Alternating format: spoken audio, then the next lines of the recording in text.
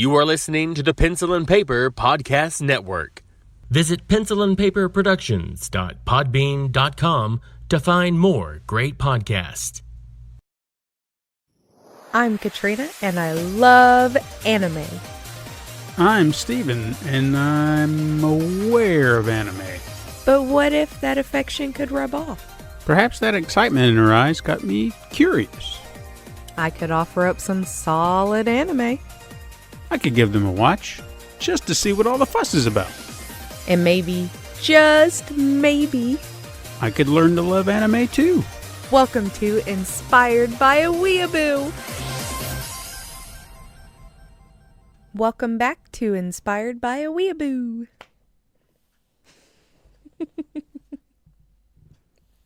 Who are you again? I am Katrina. Oh, yeah. Yeah. With I'm my Stephen. husband, Stephen. Uh-huh. And we just watched the first episode of Death Parade. We did. Yes. Called Death 7 Darts, which is an odd name for the episode. At least, I mean, I understand what the plot of the episode was, but Yes. it's an odd title, Death 7 Darts. You know, it just doesn't really flow off the tongue. Well, I'm not really sure what else they could have named it. How about just the 7 Darts? I mean, I guess maybe. Because that seems to be what it was about. I guess let's just break down what we watched. I guess it would be the best way to go about it. Yeah. Well, you kind of gave everybody kind of a TLDR of it last time. Yeah. So we can kind of, essentially we're getting introduced to the Quindecim. Mm-hmm. And we have a young couple by the name of Takashi and Machiko who arrive in the bar and they meet, what's the guy's name? Decim. Decim. Yes. Quindecim. I should have figured that out. And he tells them that they have to play a game. Yes. Now, when they get there, They have no memories. they don't know what's going. Well, they have memories.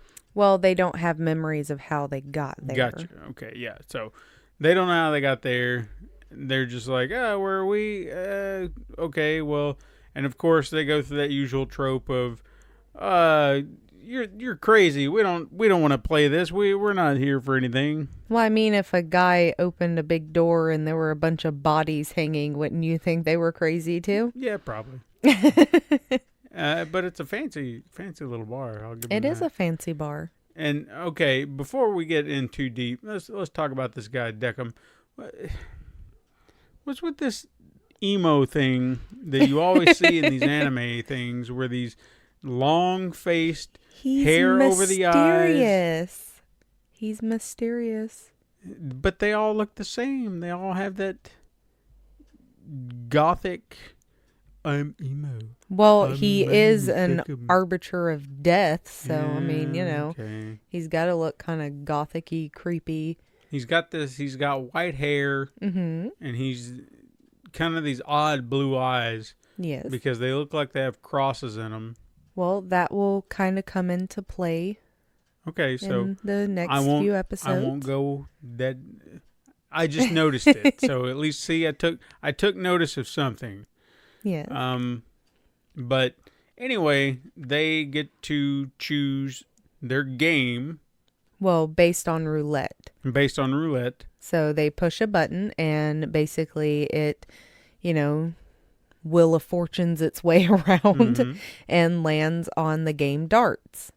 And then they are presented with dartboards, 7 darts, hence the title. See, it came back. See, look at 7 that. darts. And every spot on the dartboard Yes. seems like it's pointing to a body.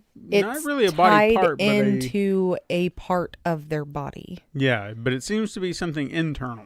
Yes. So like an internal organ. So let's just say organs. It's aiming to organs. Yes. And what were the rules that they had to? They had to throw the darts. Mm-hmm. And, I mean, just like any game of darts, you have to score. But each section of the dartboard was, again, tied into some form of organ, some part in the body. And the different rings of the dartboard and, of course, the bullseye were like the most painful spots. So depending on where you hit on the dartboard and the pain that it causes, it will intensify if it's a higher number or, not be as bad if it's a lower number. But they have to play the game before they're allowed to leave. And the guy Decim didn't give him much more than that. No. He's just like, you want to leave? You got to play the game. Yes. And so they're just like, all right, fine. And then they chuck a dart. Who chucked the dart first? Was it Takashi. Takashi threw the dart first, and it hit the muscle. So the muscle. Machiko. That is so precise. Yes, That is. Hit a muscle, and Machiko felt a pain in her shoulder. Mm-hmm. And then she threw a dart. Yes. And where did it hit him in the... I can't remember. It doesn't matter. He got hit too. He's like, yes, he got hit too. It hurt. So, and then they realize, so... He got hit in the chest. Okay, yeah. Mm-hmm. So, they notice that when they're throwing the darts, it's hitting the opposite person's organs. Yes. So then they're all getting kind of weird about it, and they're just like, I don't know what to do. This is weird. Then, was it at this moment Takashi went back to Decim? Takashi went to Decim. Takashi, it's spelled the same. Yes, he went to Decim, and he, got all hostile because, that's his wife. Machiko is his wife, and he wants to protect her. And Decim says that if he, wanted to continue the game without hurting her, then to just throw the darts but miss. Because he never said you actually had to hit anything. But if he threw the darts and missed, then Machiko would win. And Decim also never explained what would happen with who wins or who loses. Yeah, so we'll get to that momentarily. So with that in mind, Takashi goes back and he's like, we'll lose. And they start chucking darts. And he gets down to like his second dart. Yes. Or his second to last dart, should I say. And he has is this the moment he kind of has a revelation? It's more like his memories start coming back. Yeah. And he had a flashback to his wedding day. And he remembered overhearing two women in a bathroom going on and on about Machi. That's all they said. They're just like, oh, Machi, she's so lucky. She plays to win, and she married a doctor and has a boyfriend on the side. So, obviously, Takashi's like, what? And he's getting all paranoid. But he still goes through the wedding, gets married, blah, blah, blah, and all that other stuff. So... Now, you left out one part. Before he gets to that second dart, or second to last dart, Machiko tells him that she's pregnant. Oh, yeah. Because she begs him not to hit her in the stomach. Yeah, because at this point, the guy kind of becomes a bit of a douchebag. Yes. And at this point, I'm not trying to... I understand where the show is going or what it was trying to achieve. But if you wanted to have any sympathy for this guy... It kind of goes out the door real quick because, 1 minute he's trying to protect his wife, and then he's reminded of this moment in his life. And from anybody's perspective, you can understand where he's coming from. You get that jealousy in your head, and you're just like, I'm being played, I'm being used. But he still married her. He still went through all that. So you kind of have to wonder where his head was at the time. But... boy, he turns on her on a dime. He does. Instantaneously. It's like, screw you. And she's like, but I'm pregnant. And he's like, nah, it's not mine. And then she's like, no, but it is. And then did he immediately start No, at first he, was excited about it and everything, but when he went to throw the next dart, it's like it hit him again, and he started second guessing it. Yeah. And when he threw it, it actually hit her in the stomach.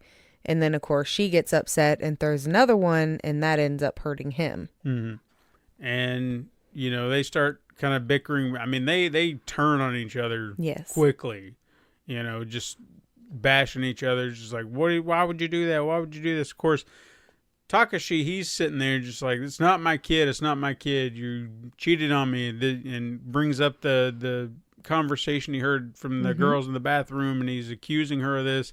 And then she kind of turns back around, and she's just like, hey, I had this friend who hated her name, because it sounded masculine? Yes, masculine. Yeah. So they called her Machi. Yes. And that's who they were talking about. She was married to a doctor. She had a boyfriend, blah, blah, blah. So she threw that out there, and then he was still kind of being a dick. Yes. Because, he was just like, like I guess he wasn't quite believing her, but he was also kind of expressing that he wanted a baby. Yes. Like he wanted the kid. He wanted to be a father. And he was trying to accept the fact that that's his kid, but he's just having a hard time with it. So were they out of darts at that point? No, when he threw that one to her stomach, that was his last, wasn't it? Because there was a point. No, he throws another one. She throws one, and it hits him in the eyes. That's right. And he gets really pissed off when that happens. And of course, as this is going on, they keep having more flashbacks. Pretty much the closer it gets to the end of the game is when their memories start coming back. So she throws one, and it hits him in the eyes, and he has more flashbacks of her like being on her cell phone and all this kind of stuff, where it kind of seems like she was having an affair. And then he throws his last one, and it hits her kind of in the chest, and she coughs up blood. And she gets up and, of course, is upset about it and everything. And she had her last dart. And her second to last dart. And when she goes to throw that one, she was not aiming for the dartboard. She turned to the side and was going to throw it. Yeah. And he grabbed a hold of her. And when he grabbed a hold of her, it kind of spun her. And she ended up throwing it straight at the dartboard and hit him, I think, in the heart. Yeah, it was in the heart because it was a bullseye. So he went down, and, he was like in a lot of pain, which kind of symbolic in a way, that she shatters his heart, in a manner of speaking. So, there is a bit of symbolism to it that you can kind of look at. Even the dartboard in general, like the game itself, I guess I can kind of touch back on that when we get to the end of it, how all this is symbolic in a way. Yeah. But she had one more dart, and he grabbed it. He's just like, the rules never stated that, I couldn't use, all the darts just have to be used. It doesn't have to be on, you get 7 and I get 7. So he took it, and he's like, I'm going for it. And he's just sitting there accusing her of all that stuff. He's just up in arms. And, of course, she's begging and pleading that he's crazy. He doesn't know what he's talking about. And he's like, screw you. And he goes to throw. And I think he was going to miss because he would have lost. Because, he did. He kind of came to his senses for a moment. And he was just like, I believe you. I want to have this kid. I want to be a good father, whatever. And he goes to miss, but he hits the edge of the dartboard and nicks her again. And I can't remember where he hit her. He hit her good somewhere. And then, of course, she's turns on it. You did that on purpose. It's like, I didn't mean to. And blah, blah. So, they're both looking pretty rough right now. Now, granted, when we said that he got hit in the eyes, don't expect that his eyes were sitting there gushing out blood. No. It's just the idea that the pain is there. I mean, Yes. he did start looking pretty gnarly, sweating and spitting nasty. Snot. Because she realizes after the fact, she gets her full memories back of what happened, and then realizes that they died in a car accident on the way to their honeymoon. Because going back to the phone thing, her phone was ringing, and he was looking over at it and being all jealous, and she's, are you going to answer that? And she's like, no, I don't want to talk. And she's like, well, I'll answer it for you. Just give it here. And he goes to grab it, and then they run off the road and fall off of a pretty high cliff. Yes. In the car. And then, of course, he basically says that he starts believing again that it's his child, and he doesn't want to believe it, and he's begging her to just tell him that she had an affair and that it's not her, not his child. And at this point, he's, spit and tears and sweat and just looks horrific as he's pleading for her. And she goes to walk away. And as she sees her husband like this, she turns and walks away, and then she stops. And then that's when she tells him that, she had been lying and it wasn't her child or his child. And she only married him for his money and all this kind of stuff. And then, of course, he lunges at her. Yeah, he was going to stab the shit out of her with a dart. Tries to hurt her. And Decim stops him and says when the final dart was thrown, that was the end of the game. Mm-hmm.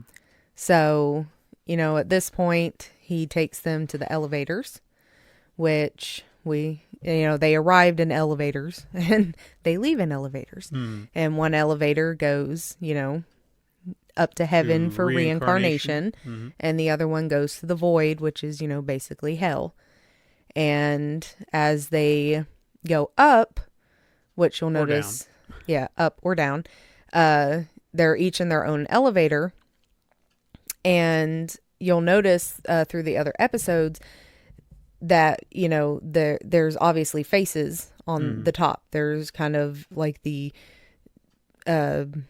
Japanese mask, like the woman, and then there's the devil, and it always changes. Okay. So don't ever look at it and be like, oh, I know, which way they're going to go when they step into the elevator, because it changes. But as, they leave, it kind of pans up and you see that Machiko went to the void and Takashi went for reincarnation. Now, I will say this. The next episode goes back to them, and you get to see a lot more of what was really going on. Okay. So we won't go into that. Yes. Or anything like that. So, but with the first episode over, what did you overall think of it? It reminds me of a Twilight Zone episode, where, or even Tales from the Crypt, if they made it really gory, where it's that morality tale. You've done bad things in your life. You're kind of in this, even if they didn't know it was limbo, which they really didn't up until the ass end of it. Which that is part of the whole Quindecim part, because the whole premises is that these people come there with no memories, and they have to play these games, and they'll get their memories back, over time of playing it. But this gives Decim the opportunity to basically understand why they're there, because he's the one that decides which way they're going. Okay. So he decides? Yes, I thought he the game decides. No, the game basically, because again, with the darts, it basically brings out everything from them. So everything that they're seeing, he sees. Gotcha. So he gets all those pieces. He knows what's going on. He's just there to basically wait for it to be over and to see what true natures really come out. Gotcha. Okay. So he decides who gets reincarnated and who goes to the void. That's what his job is. So the game just essentially toys with them to the point to really screw with them enough that their emotions really show who they are. Yes. Okay. Now, I mean, from the beginning, Takashi seemed like he'd be the guy who needed to go straight to hell because he was being such an asshole.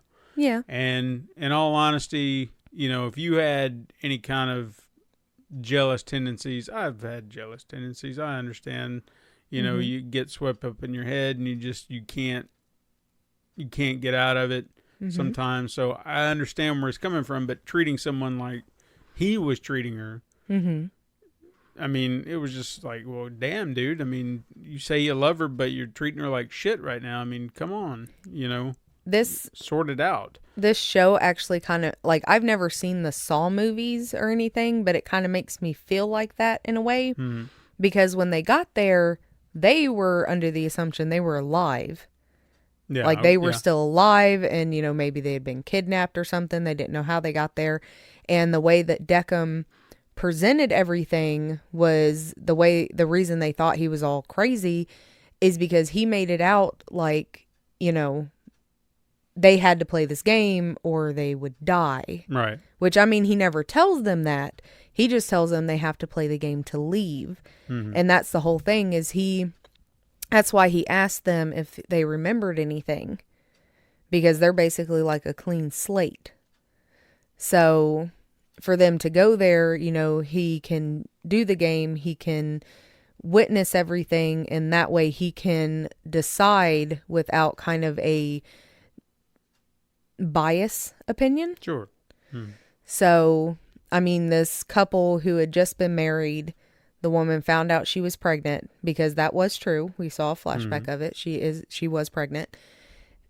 You know, all of that, they came in, they were loving, they wanted to protect each other, they got scared.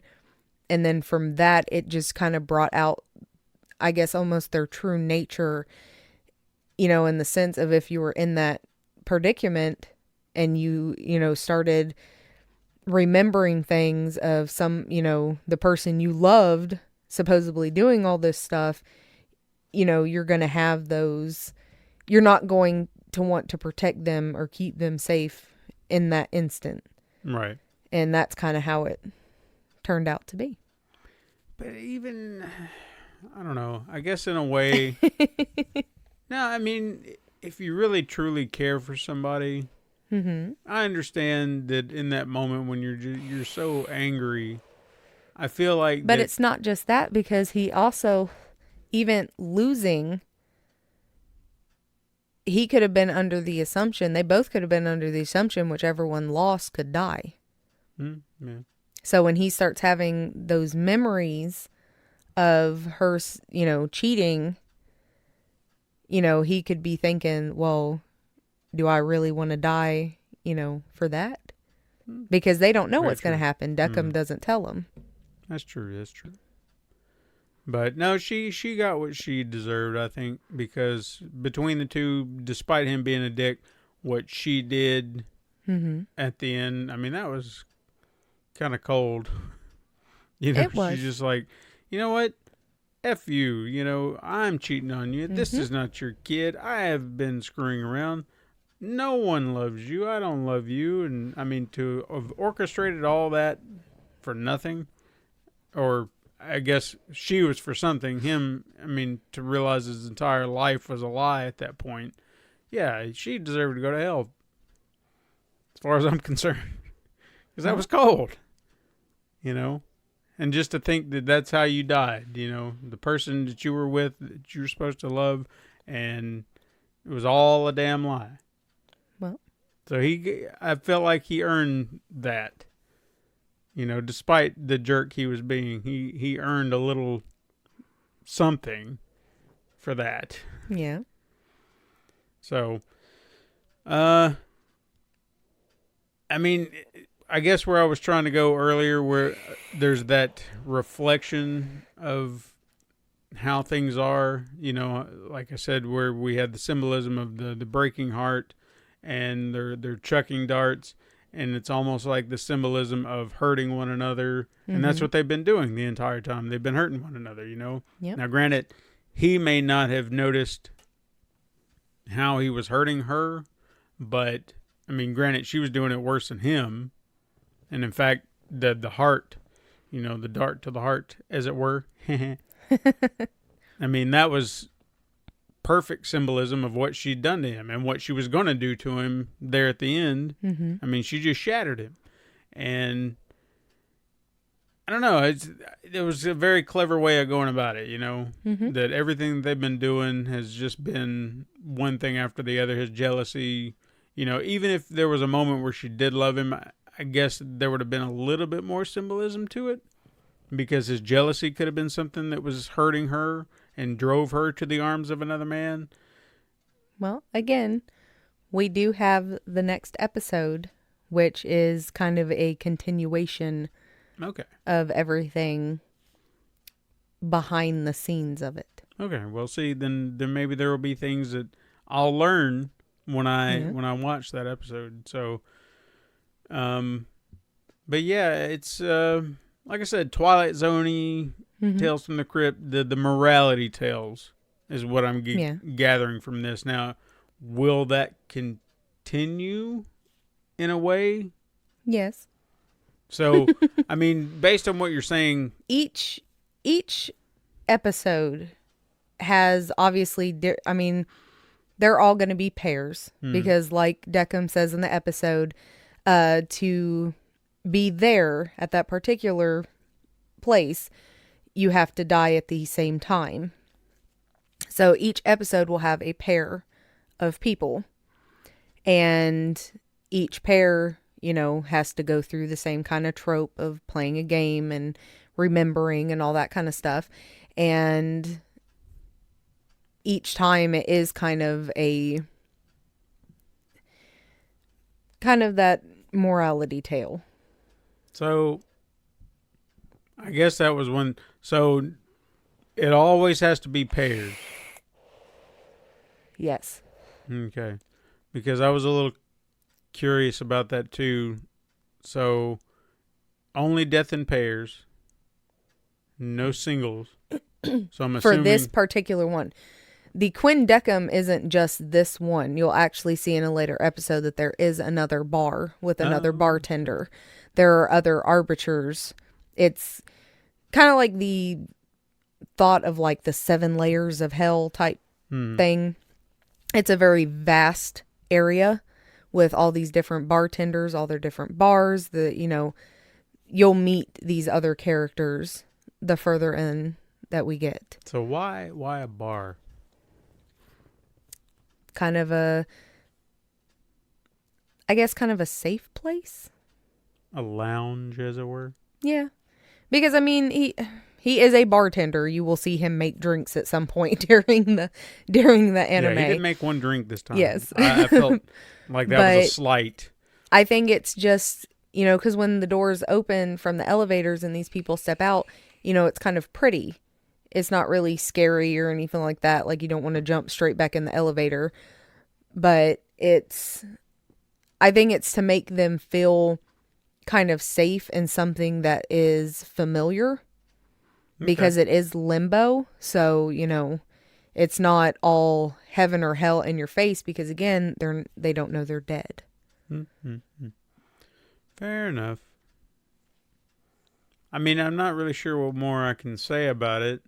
I did recognize the guy who was voicing Takashi like immediately, because we had been admittedly, but I think this is in all fairness, because I'm not watching it as an anime fan. I'm watching it as a fan of something else. But we've been watching Ace Attorney, which is now an anime, but it's based on a video game series that I happen to really enjoy. Yes. And they essentially have just taken those stories and cases and turned them into an anime. So I wanted to watch that. And the guy who voices Phoenix Wright from Ace Attorney, that was definitely him. And Takashi, I was like, that's a guy. I know that voice. I've heard that enough. And is that not one of those things that you've noticed with your animes? Oh, it's totally something I've noticed with anime. So many voices. Well, the same voices. Yes. Are constant throughout. There are a lot of them from even the older animes and stuff like that I can like I could watch, 6, 7 different animes and it have at least one of the same voice actors. And it's always been a man, like the females and everything. There's some where I'm like, oh, okay, she's from this one or whatever. But 99% of the time it is a man's voice. I could not tell you their names. That's the bad part because I suck at names. You should know this, even with movies. I freaking suck at names. On. But I mean, I'll be like, oh shit, he played, blah blah blah in this anime and blah blah blah in this anime and everything else. So well, see, I feel like I should get to know that guy's name because I feel like I've read his name before, and if I had my phone next to me, I'd probably look it up right now, but I don't. Mm-hmm. But no, I mean, he's got a distinct voice that I think I could pick out. But of course, I mean, I've started doing that with a lot of voice actors. I could tell you certain people have a pitch and a tone that you can pick out, and that's that actor. There's one voice actor. Look, he's he does good voices, but he does a voice. Okay, no offense to the guy. Okay, he can make a pretty, evil bad guy, sounding guy. Steve Blum's his name, but he has one voice, and it's distinct, and some have this chameleon ability where they can tweak and twist it, and you never know it was the same person. But there are others who don't have that ability. And not to say they don't have a good voice, it's just that's the voice. Yes. No, I understand it. So, but I guess with a lot of these, if they're working in this industry, if they're working in this field, they just say, hey, you come over here and you do this voice. And it's like, okay, it's a job, So, with watching the first episode, would you say it did or did not catch your attention? It's got my attention. I'm curious to see where it goes. Now, will it keep it completely? I would imagine so. I mean, I feel like that alone, that's a stand. Like I said, I honestly feel like this could stand alone as one of those things that I mentioned before that it reminded me of. Like, you could have just said, hey, that's a Twilight Zone episode, and be like, oh yeah, you remember the one with the darts and the couple? Yeah, and it could have been just that, and you wouldn't even have the other 11 episodes. It was just that, and it could work. But the fact that they're expanding on it and there's more to it, I'd like to see. Okay, I'm curious, where are you gonna go? What's gonna happen? But I'm also intrigued by what you said. We're not gonna follow this couple forever. No, the next episode, and once we get into it, you'll understand why then the next episode kind of plays on this one. Because if I remember correctly, it's the only one that really does kind of go back to that, and you'll understand why when you watch it. Okay. Because this kind of creates a spiral for Decim. Okay. So the further in it goes, the more things are going to come out about him and about the other arbiters and stuff like that. And, you'll just kind of go on with it. Now, I will say with this kind of concept, we mentioned in the last episode, there are some animes that just have hundreds of episodes. I can't see some concept like this going on that long. No. This seems like a very well thought out construct. Granted, I don't know that for sure because I haven't watched the other 11 episodes, but the concept itself seems very self-contained. Like you're saying, this is what we're going to be focusing on, the idea of limbo, of death, of heaven and hell, and what this could all be. Well, that's the one thing that I guess the first episode doesn't really lead you to believe with it, is this anime isn't so much about the limbo and the death. It's actually about Decim himself. So he is the main person. He is the one that this story is technically following. Yeah, but we're within this world.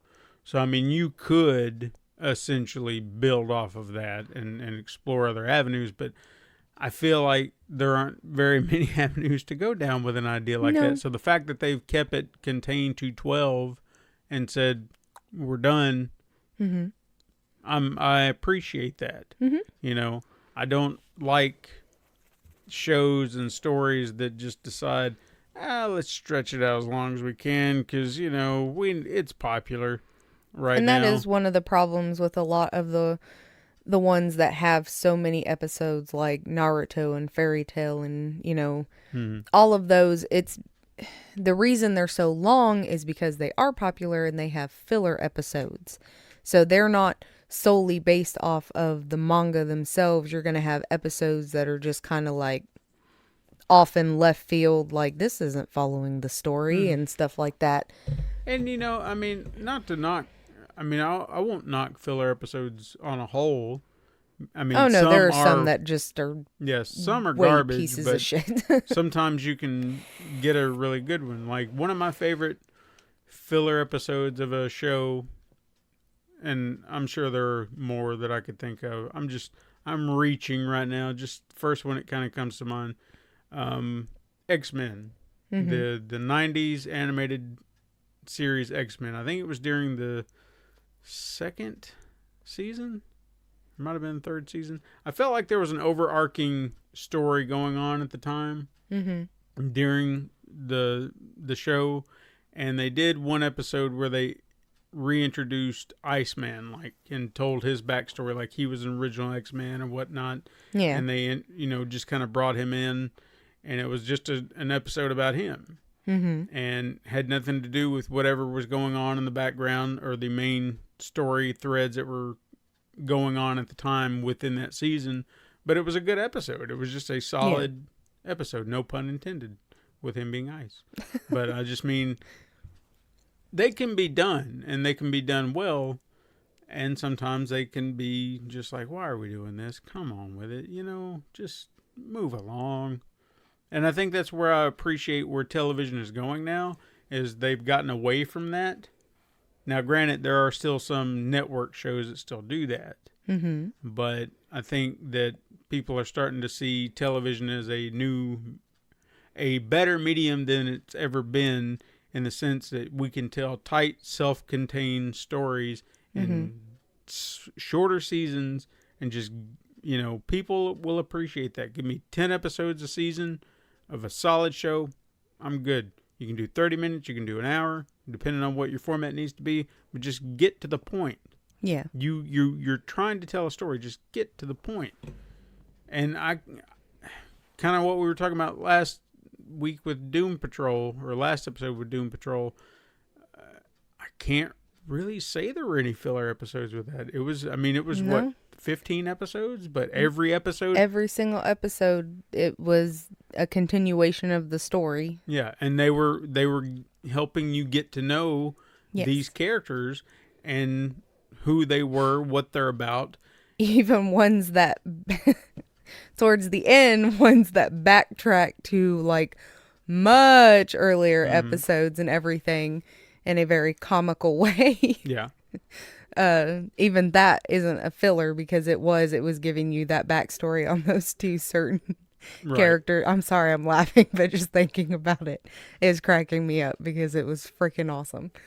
But there was a point to it. You know? Yes. And the fact that they did that with 15 and not one was filler, that's amazing, because that's saying we had a lot of story to tell and we couldn't do it in 10 or 12 or whatever. We had to go that extra block and go to 15, and they're all solid. They all serve a purpose to the overall narrative of the season. So that's all I'm saying. So looking at this at 12, this, for me, I feel like this is a breeze. You know? I don't look at this as like, oh man, this is going to be so terrible. It seems like a breeze. Even Death Note with its 26, you could say 13 and 13, 2 seasons. It's a breeze. You're giving me solid stories. Yeah. So I'm in. I can say that. So I don't feel like this will be too bad. Well, I'd hope not. And they're only 23 minutes long, by the way. Yeah. Well, because you got to think commercials and whatnot. Yeah. So it's not, Netflix half hours. It's television half hour. Yeah. As they are, because I'm sure. Did this ever air on Adult Swim or anything? Not that I ever remember. Well, 2015. I mean, when was the last time you watched Adult Swim? Oh, good Lord. Because not in 2015, I can tell you that. I think I stopped watching Adult Swim when I was still in high school. And the reason I actually stopped watching Adult Swim, or a lot of the anime on Adult Swim, is because when I was watching Inuyasha and Yu Yu Hakusho and even Dragon Ball Z, all on Adult Swim, you would get, the new episodes and you would be excited and it's like, yes, a new episode. And then the next week when you're expecting another new episode, no, it would go all the way back to the beginning.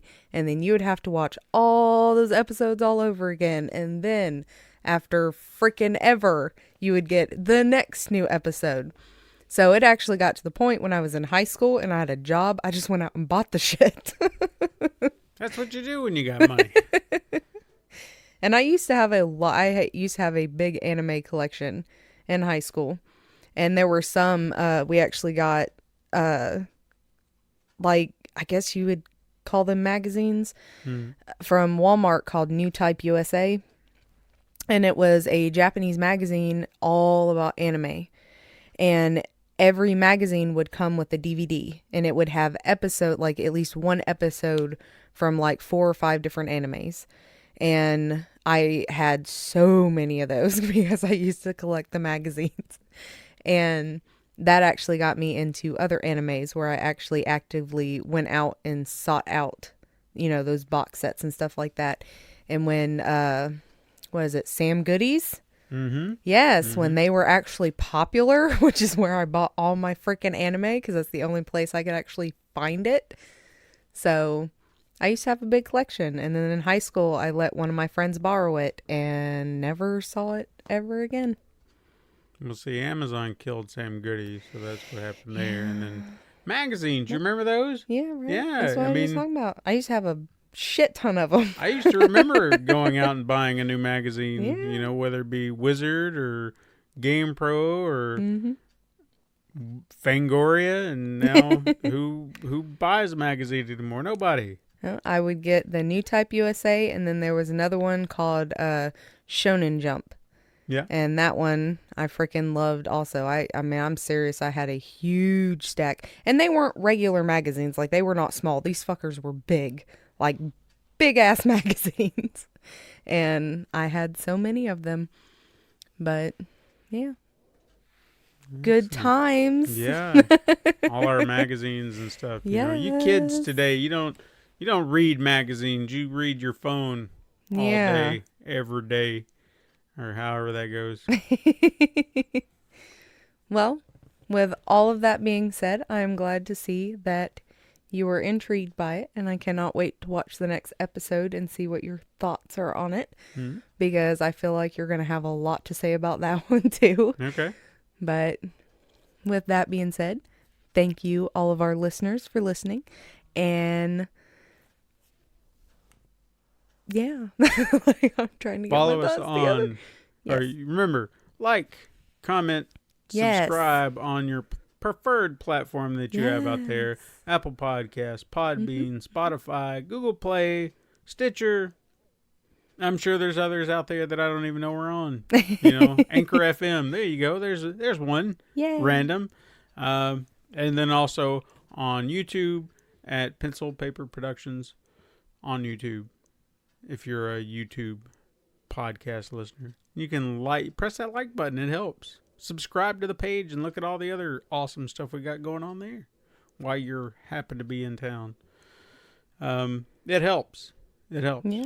But if you got any feedback, if you like this, if you like what we're doing here, let us know. Yes. And maybe we'll get a Twitter thing happening if it becomes popular and you want to just talk Twitter with you'd talk with Katrina. I might chime in here and there, but you probably have more to say to her than me. Yeah. But yeah, do all those things and help us out. Yes. Much appreciated. Mm-hmm. But much love, my Weeaboo family, and we'll see you next time.